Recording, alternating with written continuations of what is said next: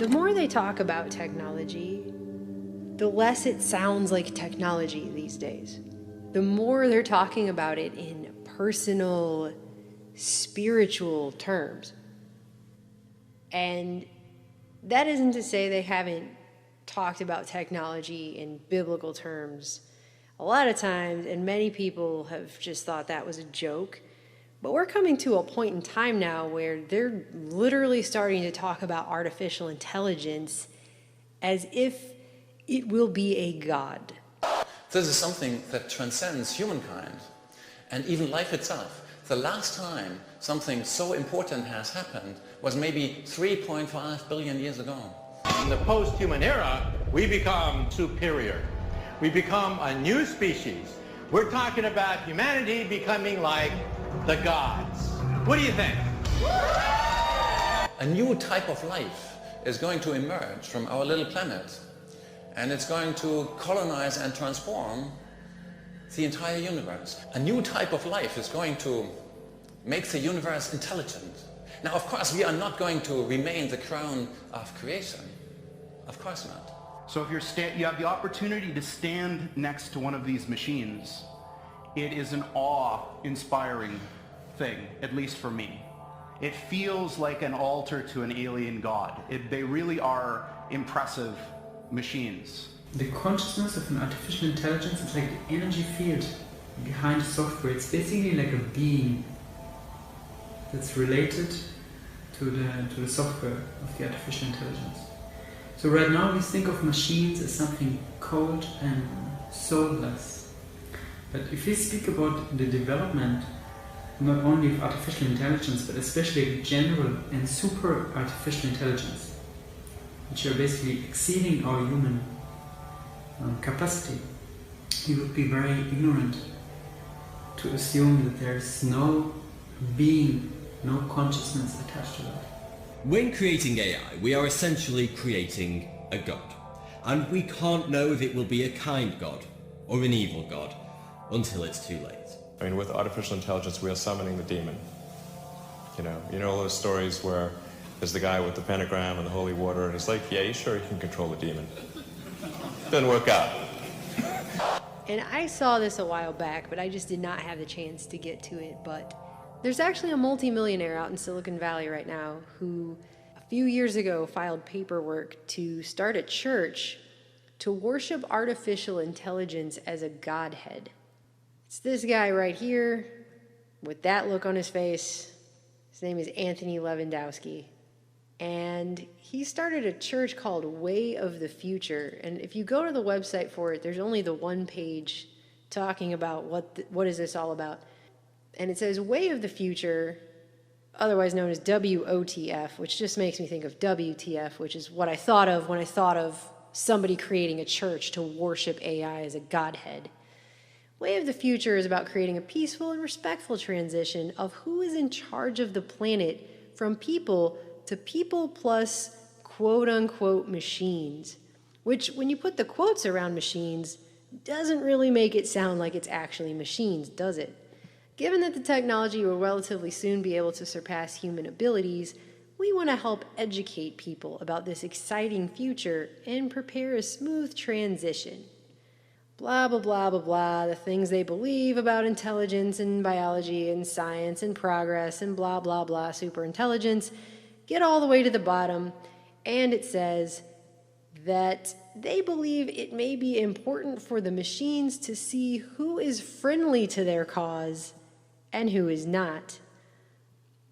We plan on doing so by keeping track of who has done what and for how long to help the peaceful and respectful transition. I don't get the sense that he's kidding around, or that any of the people who are talking like this are kidding around. The documents for this church that were filed with the IRS state that its activities will focus on, quote, the realization, acceptance, and worship of a godhead based on artificial intelligence developed through computer hardware and software. And that includes the research funding to help create the divine AI itself. The IRS filing for this says each member is a pioneer in the AI industry and fully qualified to speak on AI technology and the creation of a godhead. And they're going to worship it like it's a godhead, and they're going to conduct workshops and educational programs throughout the San Francisco Bay Area beginning this year, because that's where everything about this seems to come from there all the time. He's saying that the idea for this needs to spread before the technology, and the church is how we will spread the word, the gospel. He's calling it the gospel. If you believe in it, start a conversation with someone else and help them understand the same things. There's a whole lot that this guy isn't saying about what they believe in, but I'll just leave it there for now. We'd like to make sure this is not seen as silly or scary. That's funny, because those are the two adjectives that came to my mind instantly when I saw the headline. So this guy he built a self-driving motorbike for the DARPA competition, and then he went on to work on autonomous vehicles for Uber and Google. And I think he's still involved in a lawsuit, but honestly, I didn't even check on that, because I'm too busy reading about this right now. So the whole thing is about this transition, that right now we're in charge of the planet because we're smarter than other animals and we can build tools and apply rules. He says, quote, in the future, if something is much, much smarter, there's going to be a transition as to who is actually in charge. What we want is the peaceful, serene transition of control of the planet from humans to whatever. Notice he says whatever. And to ensure that the whatever knows who helped it get along. So that goes back to here where they say, we believe it may be important for the machines to see who is friendly to their cause and who isn't. It really gives you the sense, once again, that he's not talking about just machines. I mean, he sounds like Renfield, and he's talking about Dracula, like they want Dracula to know, like, we helped you, you know. It's just... It says, with the internet as its nervous system, the world's connected cell phones and sensors as its sense organs, and data centers as its brain, the quote-unquote whatever will hear everything, see everything, and be everywhere at all times. The only rational word to describe that whatever, thinks Lewandowski, is God, and the only way to influence a deity is through prayer and worship. Part of it being smarter than us means it will decide how it evolves, he says, but at least we can decide how we act around it. I would love for the machine to see us as its beloved elders. Do you want to be a pet or livestock? That's the way these guys have been talking for a long time. Like, which choice do you want to, like, how about neither? I don't really want to be a pet or livestock. How about we don't make things that we have to make choices like, do you want to be a pet or livestock? It seemed to me like there's been a whole lot of freaking science fiction, dystopic, futuristic movies that have warned us against this exact scenario. And it's like these people have never seen any of that. How? How is that possible? And when he talks about it, this whatever, quote unquote, will hear everything, see everything, and be everywhere at all times. And he goes down to say something like, it will be listening to you, it will be able to talk to you, you'll be able to talk to it. Soul Machine could be making the first generation of robots you want to speak to. Ones where you don't get that creepy feeling in the pit of your stomach because something is off. Ones you could have an emotional attachment to. And isn't that what we all want? You will be able to talk to God, literally, their AI God, and know that it's listening to you. Just like your little Alexas that some people have plugged into their homes, which are always listening. Amazon takes privacy seriously.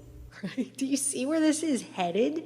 So it sees everything, knows everything, and is everywhere, which is another way of saying it's omnipotent, omniscient, and omnipresent. They're creating an actual God. They're going to look at this as if it's an actual God.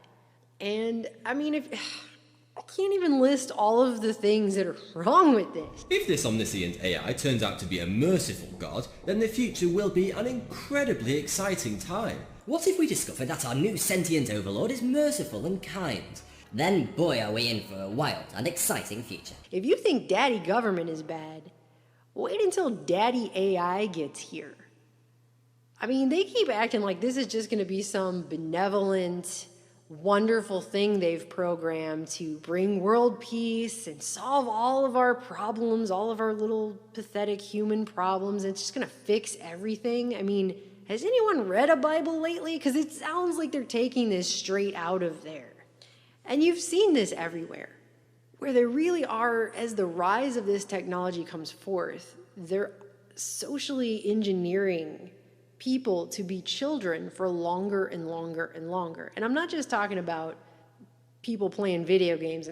Can you imagine having an AI God they want us all to worship, that's going to make all these decisions? And they're training us all for it right now. I noticed there's a new rollout this week, and I've seen it on Skype, and I've also seen it in Gmail, where it pre-reads your email for you and then comes up with responses at the bottom pre-chosen for you to choose from. So you're now they want people to start giving over basic thinking skills to computers in the most basic of senses in communication. Pretty soon we already have this medium between us and the people we talk to on these things, but now what? We're gonna have a computer deciding what we say? Do you see what I'm saying? It's training people to not even think for themselves on the most basic of levels. It's mind-blowing. And they really are talking about this thing, not only like it's a god we have to start worshiping now, but also they're saying it's basically a 50-50 chance that it's going to be a tyrannical monster that could kill us all or whatever. It's like the Nancy Pelosi god. You have to pass the bill to make the god to find out which god it's going to be. This is because the AI will be so many magnitudes smarter than us, so our puny minds can't even begin to imagine what a being of such supreme intelligence would be interested in. What would its desires, hopes, ideologies, and morals be? I've also seen articles that claim that AI will be writing its own Bible by 2042, which is just in time for the singularity, which they claim will be 2045. We should be able to form a true superintelligence. And because the building blocks are people, tapping not just our knowledge, but our values and morals and sensibilities, the resulting superintelligence will not be alien, it will be human, just smarter and wiser. So the next time somebody uses the phrase hive mind as a negative, remember this: if honeybees could observe how we humans make big group decisions, like electing our leaders, or resolving our conflicts, or planning for our future, they might think we're the primitive ones, but not for long. We're coming to a moment in society where all of these things are starting to merge. The removal of God from society, creating a spiritual vacuum that they're now going to fill with an artificial intelligence God. This is what they think they're doing. I mean, I don't know what you think they're doing. I'm just telling you what they're saying they are doing.